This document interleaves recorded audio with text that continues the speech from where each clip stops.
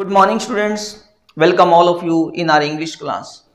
As you already know that we have been discussing about first chapter of the book Hornbill. Name of the chapter, The Portrait of Lady by Khushwant Singh. In this chapter, we are discussing point wise. Why point wise, point to point? Because point wise discussion, it will give you some concrete conclusion to each and every character incident and how the thing happened, because it's just a simple story.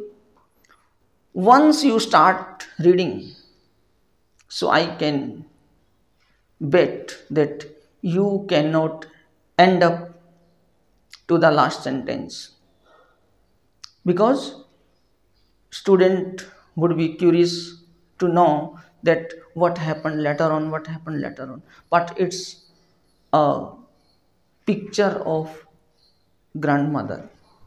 Here we discussed 3 point.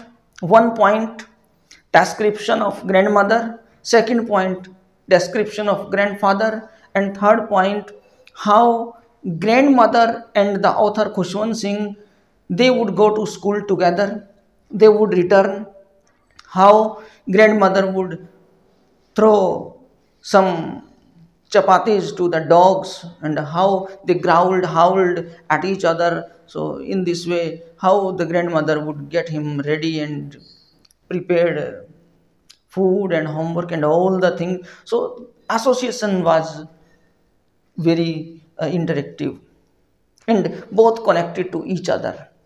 But here at point number 4, author in city school. When the author was shifted from village to city school, so it was a great turning point between grandmother and the author. Their friendship was no longer as good as previously in village life. So how the turning point happened and how they were shifted in city. When grandmother and author was both were living there, so that time the parent of the author, they were in city. They had been city to search some work, job, and when they got job after permanent settlement, the parents of the author, they called Khushwant Singh and his grandmother to live in city, and as a result, author was sent to city school. So here a big gap between the friendship, it had occurred, it happened. That's, you may say, turning point. So here now author and his grandmother, though in city, both shared the same room, but grandmother could not go to school with him because he would have to go to school van was there to take him, to drop him, and no stray dogs were there. So that's why grandmother had to end up to feed sparrows in the house. And grandmother, she did not believe in the modern education that was taught in city school. When Khushwant Singh would return from school to home, occasionally grandmother would ask him question about the teachers, about the syllabus, about the things that were being discussed in the classroom.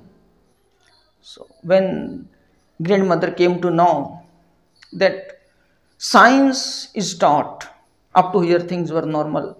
Though she did not believe in modern science, Archimedes' principle, law of gravity, and so many other things, they were taught in the school. And school was English medium, things were in English. So grandmother could not help him in teaching. So that's why so he was not interested in author's school or his syllabus or books. So here the gap started. And the most surprising thing, when grandmother came to know that music is taught in the school, and grandmother, she was of the belief that music is for prostitutes, for begging work, or it's a petty thing to do, and it's not for gentlemen. Gentlefolk, they should not adopt music as a profession or as a learning. So she started remaining silent.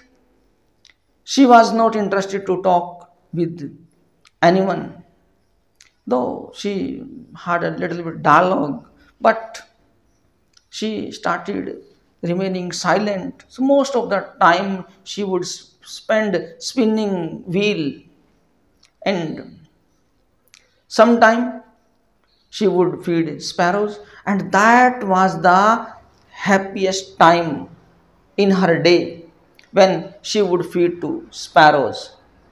And usually, most of the time, she would pray.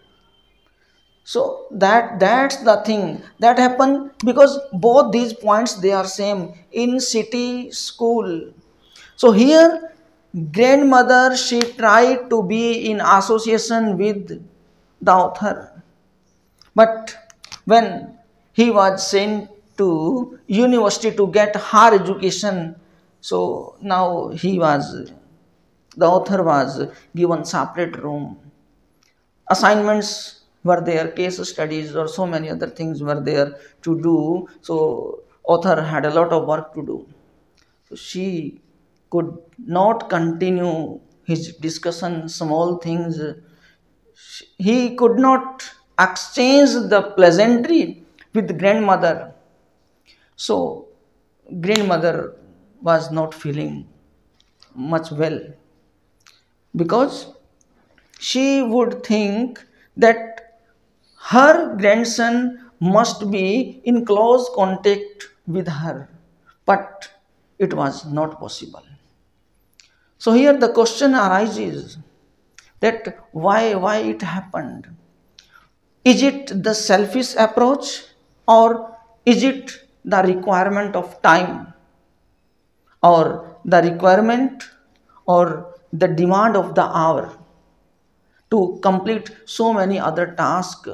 So we have to take venture, we have to be separate with our dear and near. So next, last point, here after university, now for more education, he was sent to abroad. So here he was sent to abroad for 5 years, and though the narrator was upset, but grandmother, she was not worried. Both grandmother and grandson, they had to part from each other.